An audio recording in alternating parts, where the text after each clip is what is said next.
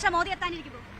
ഇല്ല, സ്വാഭാവികമായിട്ടും നമുക്ക് തിരുവനന്തപുരത്തിന്റെ അല്ല കേരളത്തിന്റെ തന്നെ വികസനത്തിന് വേണ്ടി ഏറ്റവും കൂടുതൽ നമുക്ക് സംഭാവന ചെയ്യുന്നത് ശ്രീ നരേന്ദ്രമോദിയാണ്. കാരണം നമുക്കിവിടുന്ന് ഒരു MLA MP പോലും ഇല്ല. എന്നിട്ട് നമുക്ക് തരുന്ന വികസനം, നമുക്ക് കാണുന്ന വികസനം, പണ്ട് ഈ വികസനം രേഖകളിൽ മാത്രമായിരുന്നു. അപ്പൊ നമ്മൾ നോക്കുക, വന്ദേ ഭാരത്. പക്ഷേ സംസ്ഥാന സർക്കാർ പറയുന്നത് സാമ്പത്തികമായി വരിഞ്ഞു മുറുക്കുന്നു എന്നാണ്. അല്ല, അതെപ്പോഴും അങ്ങനെയാണല്ലോ. നമുക്ക് കിട്ടുന്നതിന്റെ കണക്കുകൾ ഒരിക്കലും വെളിയിൽ വരുന്നില്ലല്ലോ. അതുകൊണ്ടല്ലോ നമ്മുടെ ഫിനാൻസ് മിനിസ്റ്റർ ഒരു വൈറ്റ് പേപ്പർ ഇറക്കിയല്ലോ. അതിനകത്ത് പറഞ്ഞിട്ടുണ്ട് എന്തൊക്കെയാണ് മുൻപ് കിട്ടിയിരുന്നത്, ഇപ്പൊ എന്തൊക്കെ കിട്ടിക്കൊണ്ടിരിക്കുന്നു, എല്ലാം രേഖയോടെ കൊടുത്തിട്ടുണ്ടല്ലോ. പിന്നെ തർക്കിക്കാൻ വേണ്ടി തർക്കിക്കാം. എന്നാൽ എന്താ ഇവരൊന്നും കോടതിയിൽ പോകാത്തത്? കോടതിയിൽ പോവാമല്ലോ. അതുകൊണ്ട് അല്ല, കോടതി പോട്ടെ, വിധി പറയട്ടെ. അത് ഇലക്ഷൻ വരുമ്പോൾ കോടതി പോവും. ഇത് കഴിയുമ്പോൾ വിധി വരികയും ചെയ്യും, മാപ്പ് പറയുകയും ചെയ്യും. ഇതാണ് നമ്മൾ കാണുന്നത്. തിരുവനന്തപുരത്തെ കുറിച്ചുള്ള പ്രതീക്ഷ എന്താണ്?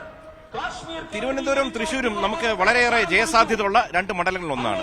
സ്വാഭാവികമായിട്ടും അത് കേന്ദ്രം അതിനൊരു നടപടിയെടുക്കും. കാരണം ഇപ്പോൾ ആരുടെയും പേരുകൾ അനൗൺസ് ചെയ്തില്ല. സ്വാഭാവികമായിട്ട് തൃശ്ശൂരിൽ നമുക്ക് സുരേഷ് ചേട്ടനപ്പുറത്ത് വേറെ സ്ഥാനാർത്ഥി ഇല്ലാതാനും. അതുകൊണ്ട് എന്റെ സമയമാകുമ്പോൾ കൃത്യമായിട്ട് വരും. കേട്ടില്ല. തീർച്ചയായിട്ടും തുറക്കണമല്ലോ. അതിനുള്ള ശ്രമമല്ല നടത്തുന്നത്. കാരണം ഞാൻ നേരത്തെ പറഞ്ഞ പോലെ ഒരു MPയോ MLA പോലും ഇല്ലാഞ്ഞിട്ടും ഇത്രയേറെ വികസന പദ്ധതികൾ ഒരു സംസ്ഥാനത്തിന് കൊടുക്കണമെങ്കിൽ ഇവിടെ നിന്ന് അക്കൗണ്ട് തുറക്കാൻ തന്നെയാണ് നമ്മുടെ പ്രധാനമന്ത്രി ഒരിക്കൽ ഒരു നോട്ടം ഒരു സംസ്ഥാനത്ത് ഇട്ടിട്ടുണ്ടെങ്കിൽ ത്രിപുര പോലെ ഇവിടെ തിരുവനന്തപുരത്തും നമ്മൾ അക്കൗണ്ട് തുറക്കും, ഭരണവും കൊണ്ടുവരും. എപ്പോഴെന്നുള്ള പിന്നത്തെ കാര്യം. പക്ഷെ ഇത്തവണത്തെ ഇലക്ഷനിൽ അക്കൗണ്ട് തുറന്നിരിക്കും. ഇതുവരെ എനിക്ക് അതിനെപ്പറ്റി അറിയില്ല. പാർട്ടി തീരുമാനിക്കേണ്ട. നമസ്കാരം. പാർട്ടി തീരുമാനിക്കേണ്ട ഒരു വിഷയമാണ്. കാരണം വെച്ച് കഴിഞ്ഞാൽ പാർട്ടി ആരുടെ പേര് അനൗൺസ് ചെയ്താലും നമ്മളെല്ലാവരും വർക്ക് ചെയ്യാൻ തയ്യാറാണ്. സ്വാഭാവികമായിട്ടും അത് നാഷണൽ കൌൺസിൽ മെമ്പർ എന്ന നിലയ്ക്ക് വേദിയിൽ സ്ഥാനം തരുന്നതാണ്. അത്രേ ഉള്ളൂ. എന്നെ സംബന്ധിച്ച് ഇതുവരെ ഒരു അറിയിപ്പും കിട്ടിയിട്ടില്ല. കാരണം നിങ്ങളെ പോലെ തന്നെ എന്നെക്കാൾ മുമ്പ് എന്തായാലും പത്രക്കാരെ നിങ്ങളറിയും. കാരണം ഞാൻ ഇതേ തൊഴിൽ ചെയ്തിരുന്ന ഒരാളാണ് പണ്ട് ദൂരദർശനം. അതുകൊണ്ട് എനിക്കറിയാം, എന്നെക്കാൾ മുമ്പേ നിങ്ങളറിയും. തിരുവനന്തപുരത്തിന്റെ സാധ്യതകളെ എങ്ങനെയാണ് കാണുന്നത്?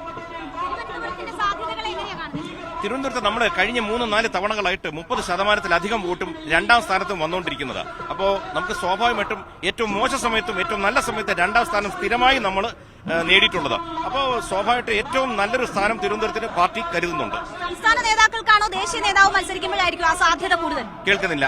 സംസ്ഥാന നേതൃത്വത്തിൽ നിന്ന് ആരെങ്കിലും മത്സരിക്കുന്നതാണോ ദേശീയ നേതാക്കൾ?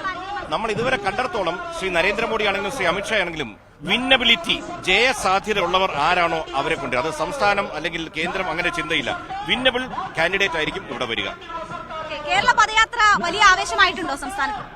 ഇന്നലെ ആയിരുന്നു സമാപനം. ഇന്നലെ പങ്കെടുക്കുകയുണ്ടായി. വളരെ വലിയ ജനപങ്കാളിത്തവും വളരെയധികം ആവേശവും. കാരണം ഇടത് വലത് സർക്കാരുകളുടെ ദുർഭരണം കൊണ്ട് കേരളത്തിലെ യുവതലമുറ മുതൽ ഏറ്റവും പ്രായമായവർ അനുഭവിച്ചുകൊണ്ടിരിക്കുന്ന കാലത്ത് ആ പദയാത്ര വലിയൊരു സന്ദേശമാണ് കൊടുത്തിരിക്കുന്നത്. അതിന്റെ ഒരു റിഫ്ലക്ഷൻ ഈ വരുന്ന ഇലക്ഷനിൽ കാണാനും സാധിക്കും.